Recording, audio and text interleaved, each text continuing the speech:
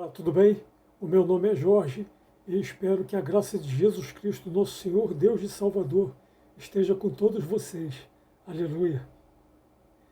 Vamos estudar hoje sobre a história cristã do sexto século, mais precisamente sobre os bastidores do Concílio Ecumênico de Constantinopla II, ocorrido em 553 DC. Infelizmente, a grande maioria, se não todos, os padres e pastores e todas as igrejas dos dias de hoje desconhecem totalmente o que aconteceu nesse concílio. Então vamos estudar sobre isso.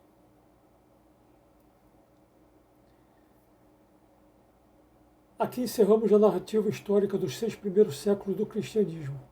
Devido à grande repercussão do Sínodo e do Concílio Ecumênico de Constantinopla II, ocorridos em 543 e 553 DC, respectivamente, e seus bastidores na história da teologia escatológica. Até os dias de hoje, somente narrarei neste estudo os principais acontecimentos desse século. Veja.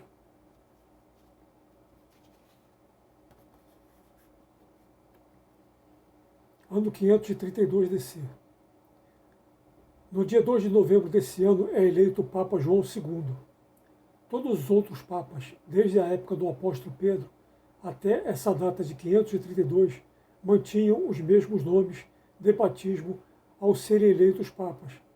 Entretanto, João II não era o nome original desse papa. Ele se chamava Padre Mercúrios, antes de ser eleito. E como todos sabem, Mercúrios é o nome de um deus pagão grego. Constrangido com esse seu nome de um deus pagão, ao ser eleito papa, mudou o seu nome de batismo de Mercúrios para João II, em homenagem ao apóstolo João.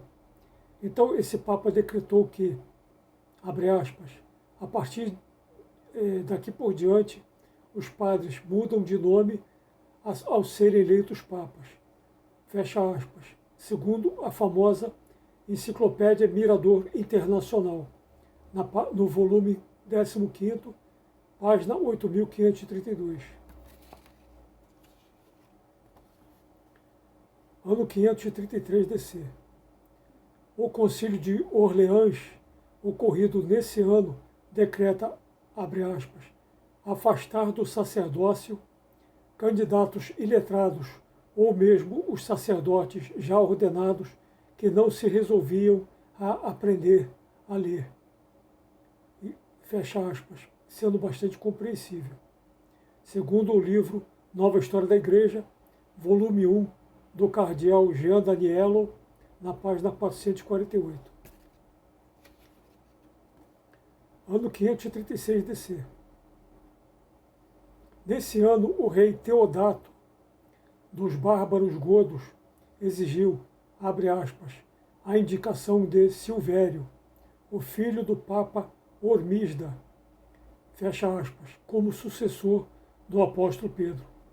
E ele foi eleito, segundo os livros Santos e Pecadores, História dos Papas, de Eamundulf, na página 42, e A Vida Sexual dos Papas, de Nigel Cawthorne, na página 47.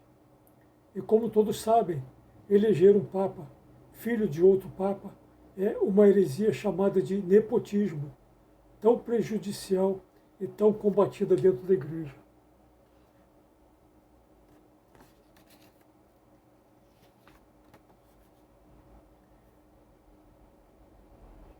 Indignada com a eleição do Papa Silvério, nesse ano, a imperatriz Teodora, esposa do imperador Justiniano, prendeu o Papa Silvério, mas não foi pelo nepotismo, e sim que ela queria eleger um marionete dela no seu lugar, o Papa Vigílio, segundo o livro Santos e Pecadores, História dos Papas, na página 43. Ano 539 DC. No início do século VI, uma heresia cristológica estava bastante difundida por todas as igrejas do Oriente, que era o monofisismo, uma heresia que ensinava que Jesus Cristo era somente Deus e não homem. Quando todos os pais da igreja sempre ensinaram até esse século, até essa data, que se Jesus Cristo não era plenamente Deus e plenamente homem, jamais poderia salvar toda a humanidade.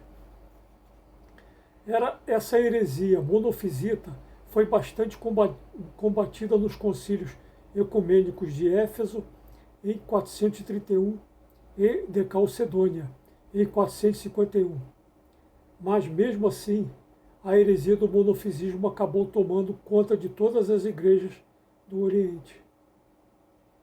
Então, nesse ano de 539, vários discípulos de Orígenes de Alexandria chegaram a Constantinopla, combatendo com eficiência essa heresia monofisita, segundo as próprias palavras de Dom Estevão Bittencourt, da Ordem de São Bento, o maior teólogo católico do Brasil, que, na página 47 do seu curso de História da Igreja, nos revela que, abre aspas, por essa época, os origenistas, pelo fato de combater uma famosa heresia cristológica dita monofisitismo, gozavam de grande prestígio, mesmo em Constantinopla.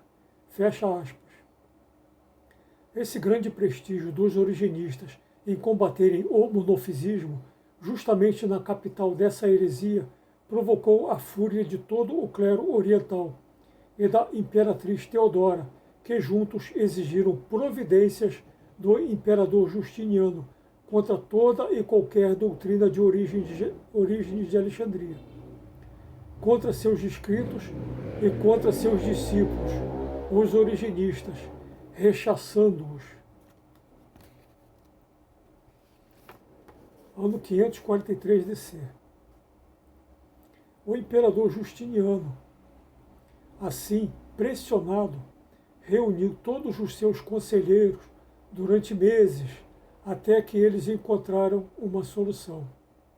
Segundo o livro Santos e Pecadores, História dos Papas, na página 43 diz que, abre aspas, Justiniano precisava muito encontrar um meio de conciliar a opinião monofisista no Império, e, para tanto, seus conselheiros elaboraram um plano em 543.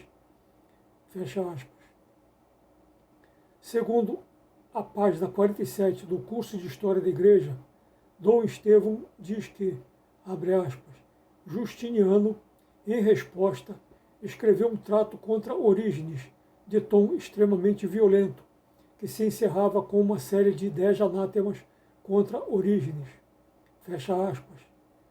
E um desses anátemas diz que, abre aspas, um homem, por causa talvez de um único pecado mortal, é condenado para sempre, infeliz eternamente, atormentado eternamente.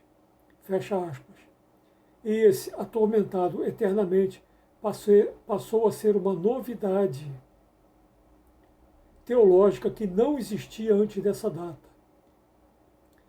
Tudo isso deflagrou o Sínodo de Constantinopla, nesse mesmo ano, onde Orígenes de Alexandria e seus discípulos são sumariamente rechaçados e condenados em 10 anátemas, onde, nas palavras de Dom Estevão, nos revela que, abre aspas, eis o cânon mais significativo de tal assembleia. Se alguém disser ou sustentar que o suplício dos demônios e dos homens ímpios é temporal e terá fim após certa duração, ou que haverá a restauração e reintegração dos demônios ou dos homens ímpios, seja anátema. Fecha aspas. Na página 71 do seu curso de Novíssimos, Escatologia. Veja, meus amigos, o absurdo dessas condenações. Essas condenações equiparam a consciência dos seres humanos com a consciência dos anjos, ou no caso dos demônios, para poderem condená-los no mesmo pacote, a todos, por toda a eternidade. Mas veja o que o professor Felipe Aquino nos revela na página 15 do seu livro Os Anjos, da editora Cleófas, onde São Tomás de Aquino cita em seu escrito De Veritate 8 e 10 que a consciência dos anjos é infinitamente superior à dos seres humanos. A solução foi os hereges monofisitas equipararem a consciência dos anjos com a consciência dos seres humanos, reabilitando a heresia de Pelágio, que ensinava que possuíamos um livre-arbítrio ilimitado.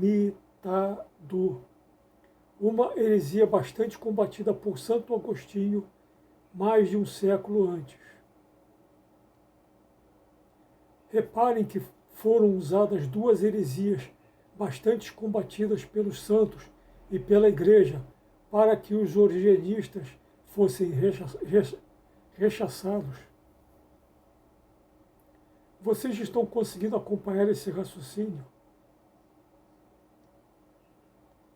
Qualquer teólogo sabe que é impossível compararmos a consciência dos anjos, dos demônios no caso, com a consciência dos seres humanos, mas foi exatamente isso o que esses 10 anátemas fizeram, precisando até convocar um sínodo em que o Papa Vigílio aprovaria tal absurdo.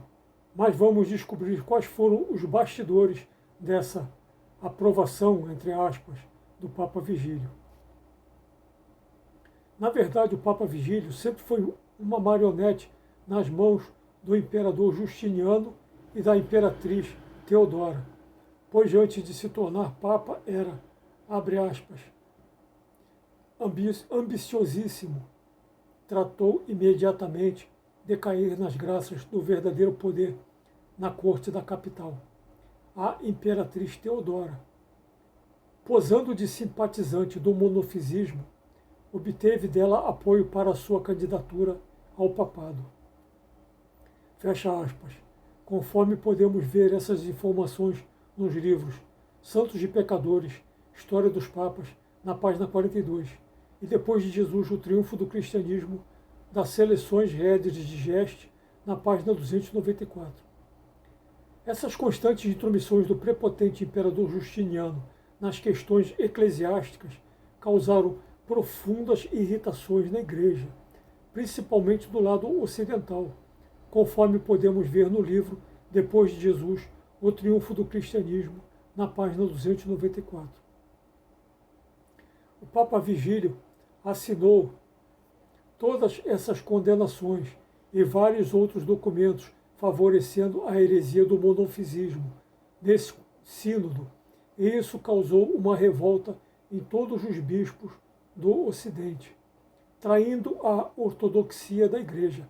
Então, abre aspas, os bispos da África o excomungaram solenemente, fecha aspas, segundo vários livros como Santos e Pecadores, História dos Papas, na página 43, o Livro Negro do Cristianismo, de Jacopo Fo, na página 60, o Livro de Ouro dos Papas, da Ediouro, no final da página 69, e Dicionário de Patrística, de César Vidal, no final da página 207. Vigílio, mesmo tendo sido eleito por influência do imperador Justiniano, depois que se elegeu Papa, já não queria mais questionar as decisões do Concílio de Calcedônia em 451. Ano 545. Por causa disso, em novembro desse ano, o imperador Justiniano mandou sequestrar o Papa Vigílio, quando ele celebrava missa dentro de uma igreja, prendendo-o no navio com destino a Constantinopla. A multidão, enfurecida com o imperador e com o Papa, abre aspas, conforme o Liber Pontificalis, a multidão jogou pedras e o insultou aos berros quando seu barco zarpou, pois a sorte da maneira como ele conquistara o pontificado se atribuíam às muitas desgraças da cidade. Fecha aspas. Conforme podemos encontrar essas informações nos livros Santos de Pecadores, História dos Papas, no meio da página 43, Nova História da Igreja, volume 1, na página 370, História dos Concílios Ecumênicos, de Giuseppe Alberigo, na página 132. Ano 547 DC. Em janeiro desse ano, o navio levando o Papa Vigílio, sequestrado, chega em Constantinopla e o imperador Justiniano cerca-o de bajulações. O historiador Jacques Liébart, na página 94 do seu livro Os Padres da Igreja, séculos I a IV, nos revela que Orígenes de Alexandria jamais foi acusado de heresia durante 3 séculos após a sua morte, até ser injustamente condenado nesse sínodo. Ano 551 DC.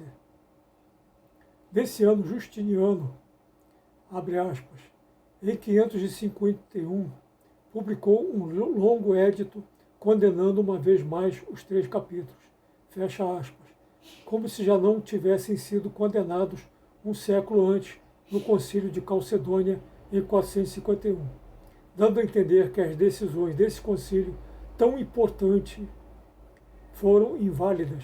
Então o Papa Vigílio procurou reverter essa situação, mas isso acabou provocando ainda mais a fúria de Justiniano, e Vigílio teve que fugir, buscando refúgio na igreja palacial de São Pedro e São Paulo. E então, ali, abre aspas, os circundantes presenciaram o espetáculo do idoso Papa agarrado às colunas do altar, que cederam e ruíram, quando a guarda palaciana estava tentando arrastá-lo pelo cabelo, pela barba e pela roupa. E assim o Papa Vigílio foi mais uma vez humilhado, fecha aspas, e assim o Papa Vigílio foi mais uma vez humilhado e pela segunda vez, vergonhosamente, sequestrado, segundo o livro Santos de Pecadores, História dos Papas, na página 43. O cardeal Jean Daniello, na página 370 do seu livro Nova História da Igreja, volume 1, diz que o Papa Vigílio permaneceu 7 anos em Constantinopla, submetido, abre aspas, a uma pressão desumana, fecha aspas. Essa informação também pode ser conferida nos livros O Livro de Ouro dos Papas, no final da página 69, Depois de Jesus, o Triunfo do Cristianismo, na página 294, Santos de Pecadores, História dos Papas, na página 44, e Curso de História da Igreja, de Dom Estevão, na página 42.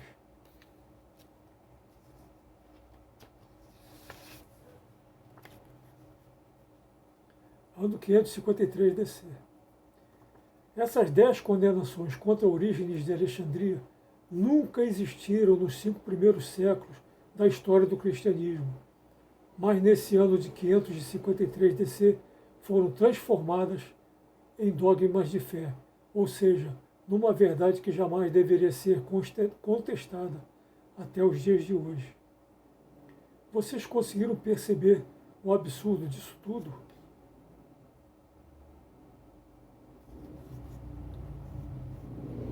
Mas o pior não termina por aí, não. Apesar do Papa Vigílio ter sido tão humilhado durante anos, ainda foi sequestrado 2 vezes, e como se tudo isso fosse pouco, ele ainda foi excomungado nesse mesmo concílio, depois de ter assinado tudo o que o imperador Justiniano queria. Veja, abre aspas, o concílio condenou não só os escritos, mas o próprio pontífice, e Justiniano rompeu formalmente a comunhão com ele. Fecha aspas. Segundo o livro Santos de Pecadores, História dos Papas, na página 44. Peço, por favor, que raciocinem comigo. Como é possível o Papa Vigílio ter sido excomungado nesse concílio, mas as suas assinaturas não? Por favor, se alguém puder me explicar isso, eu agradeço imensamente.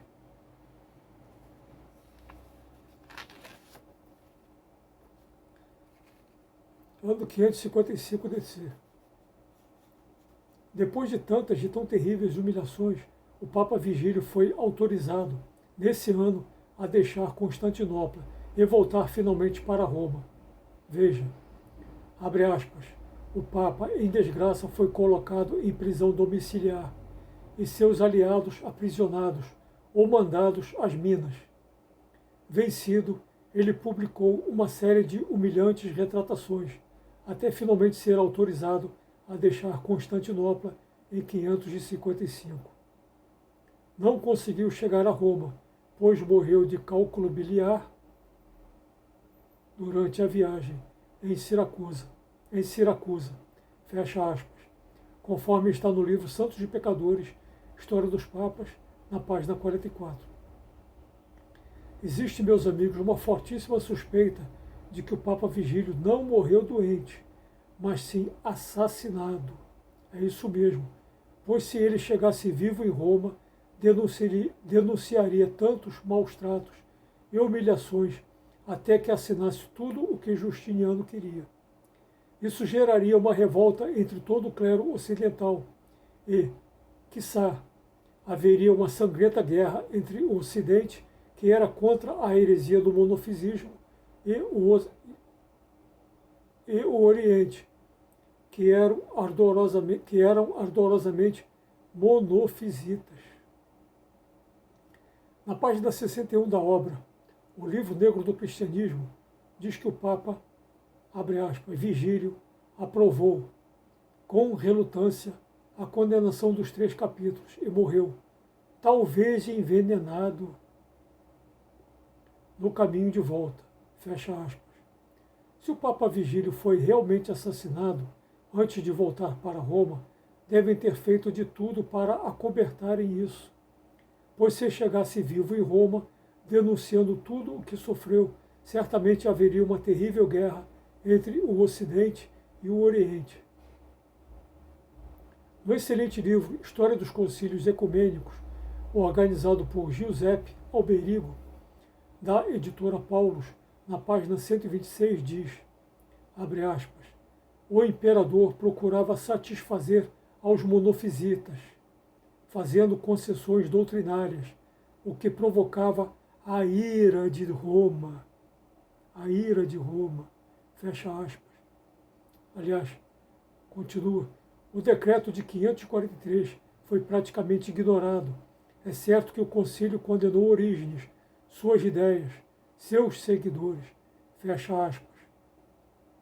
E tudo isso não foi para favorecer uma exegese e uma hermenêutica bíblica sobre a condenação por toda a eternidade dos seres humanos que vão para o inferno, mas sim e unicamente para favorecer uma heresia cristológica do monofisismo, que já havia sido bem combatida um século antes, no Concílio de Calcedônia, em 451, mas totalmente ignorada nesse Concílio de 553.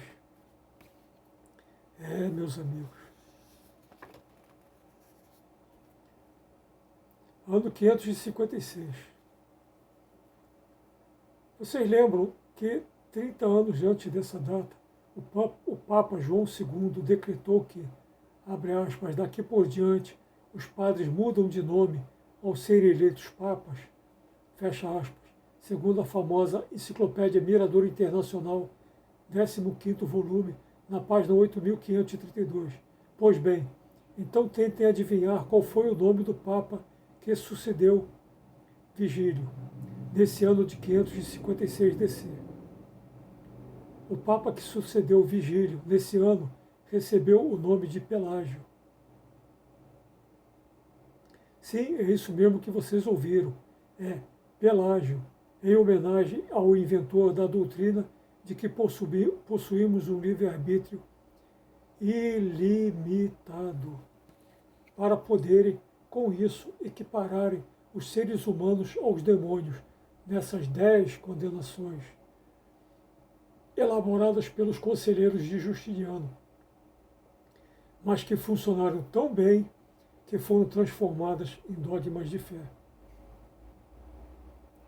Qualquer teólogo sabe que é absurdo compararmos a consciência dos seres humanos, que é cognitiva, com a consciência dos demônios, que é intuitiva. Qualquer teólogo especialista em angelologia, que é o estudo sistemático da natureza dos anjos, sabe que tal comparação é absurda. É mais do que óbvio que o Papa Pelágio foi mais de uma marionete nas mãos do prepotente imperador Justiniano, e, junto com seu sucessor, Pelágio II, reconheceram a autoridade das decisões do Concílio de Constantinopla II, que permaneceram assim até os dias de hoje. Logo depois de eleito, o Papa Pelágio foi bastante hostilizado pelos cristãos de Roma, que se revoltaram de como um Papa poderia ser tão manipulado por um imperador, traindo a ortodoxia. Veja, abre aspas, o novo bispo de Roma, Pelágio, enfrentou a hostilidade geral dos cristãos de Roma e só pôde voltar à cidade com a ajuda das tropas imperiais. Fecha aspas. Segundo a obra O Livro Negro do Cristianismo, na página 61. Para bom entendedor, meu amigo, um pingo é uma letra. Mais claro do que isso é impossível. O cardeal Jean Daniello sempre foi um ferrenho defensor das ideias de Orígenes de Alexandria.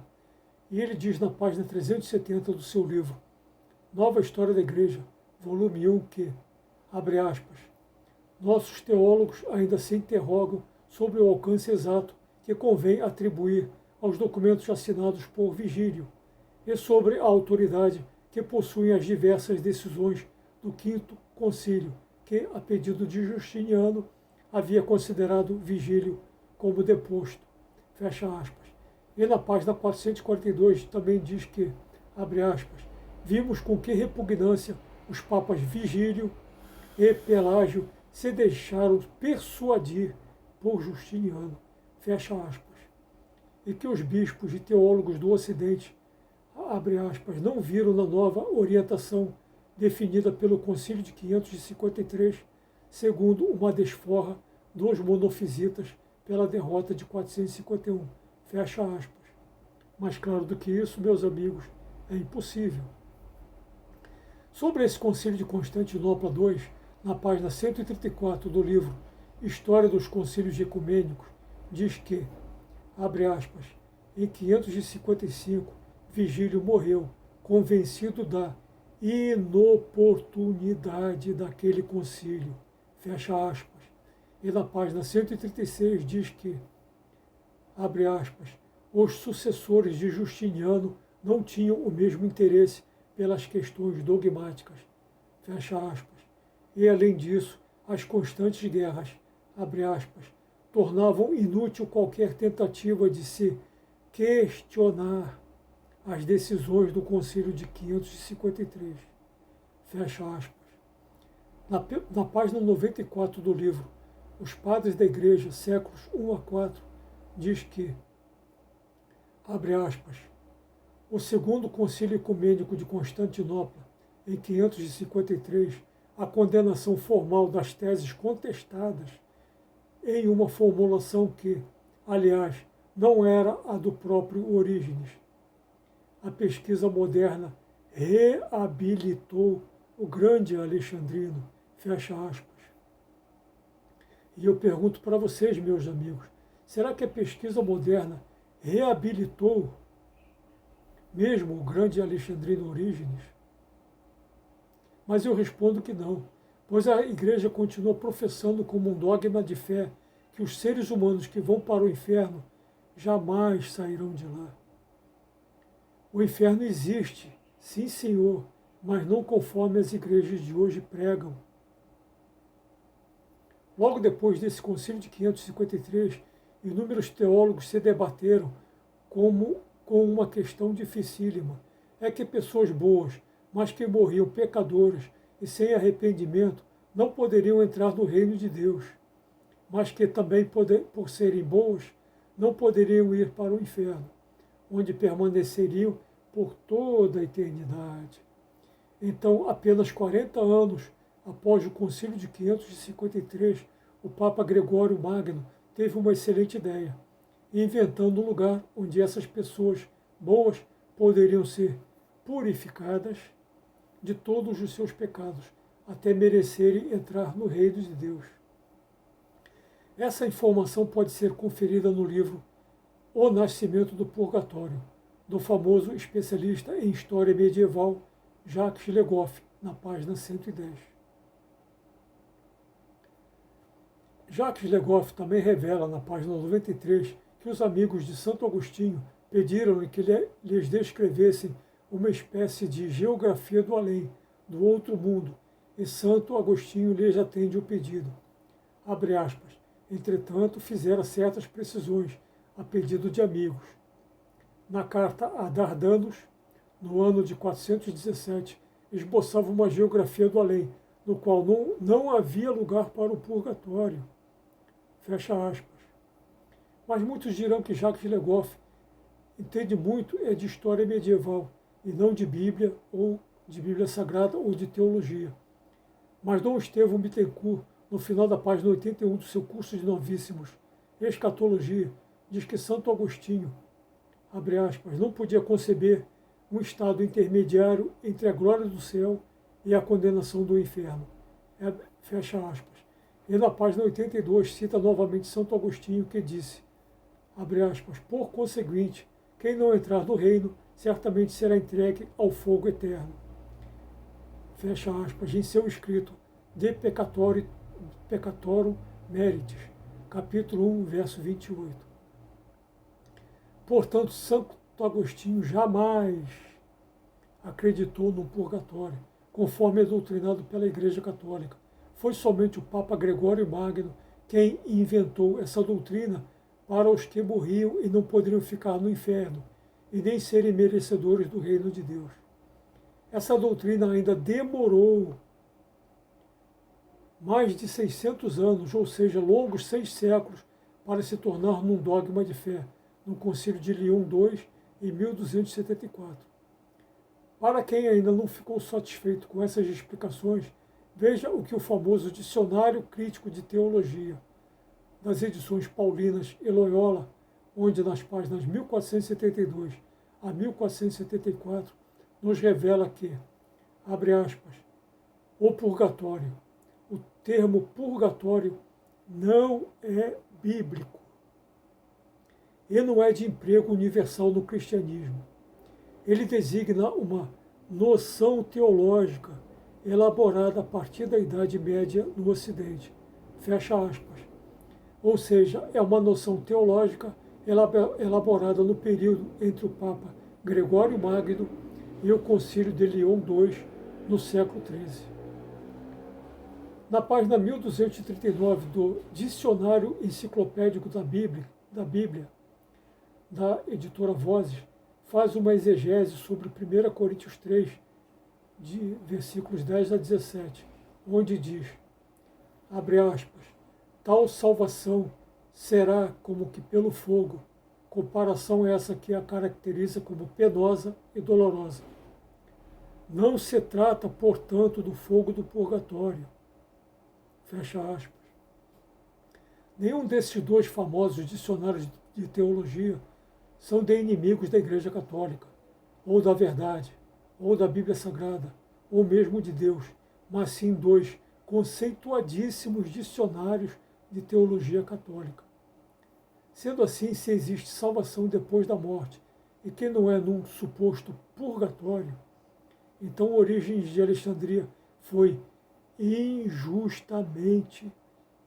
condenado injustamente num concílio que não estava nem um pouco preocupado com a salvação das almas, mas em defender uma heresia cristológica chamada monofisismo, que havia sido bastante combatida um século antes no concílio de Calcedônia, em 451. Mas como a sede de todo o império e de toda a igreja estavam estabelecidos em Constantinopla, o imperador Justiniano quis consolidar todo o império e toda a igreja mundial numa fé monofisita, numa única fé, num único império. No mesmo dicionário enciclopédico da Bíblia, na página 624, dá razão a Orígenes de Alexandria, a São Gregório de Nissa, a Santo Ambrósio, a São Jerônimo e a todos os pais da igreja anteriores ao concílio de 553, ao dizer, abre aspas, para certas categorias de pecadores admitia-se a possibilidade de uma purificação, de modo que depois de um lapso de tempo seriam libertados da geena. Fecha aspas.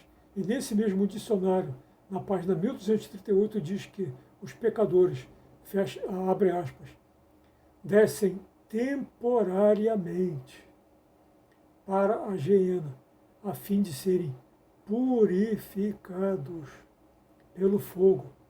Alegava-se Zacarias 13:9. Desde o princípio do século II DC, ensina-se que também a geena já existente pode purificá-las para poderem entrar no paraíso.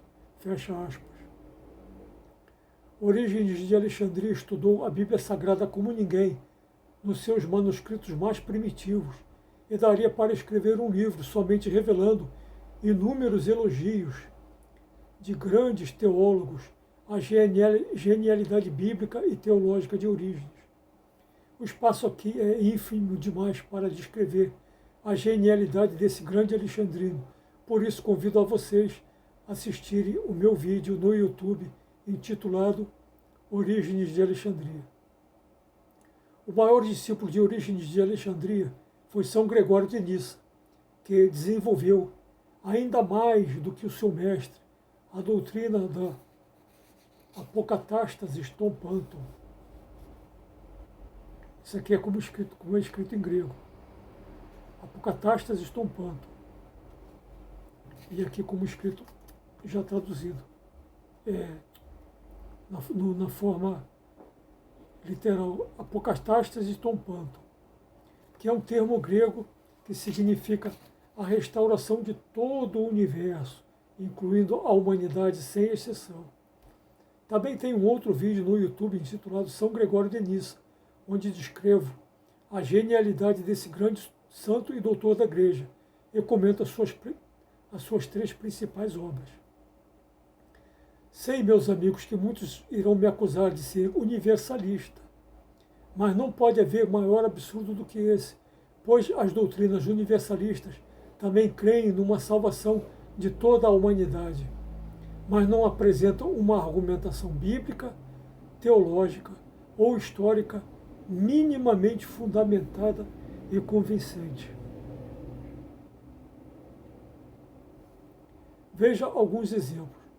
De acordo com as páginas 431 e 478 do Dicionário de Religiões, Crenças e Ocultismo, do pastor Jorge Mater, edições Vida Nova, os universalistas creem que toda a humanidade será salva, sem exceção, mas a semelhança termina por aí, meus amigos. Pois os universalistas não acreditam na existência do inferno, não acreditam na Santíssima Trindade, por isso são chamados também de unitarianos.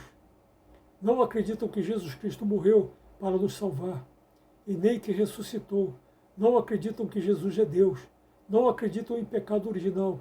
E também não acreditam que a Bíblia Sagrada é inspirada por Deus. Muitas personalidades famosas foram universalistas, como Charles Darwin, Albert Schweitzer e o famoso escritor William Blake. Existem até igrejas modernas pregando doutrinas universalistas.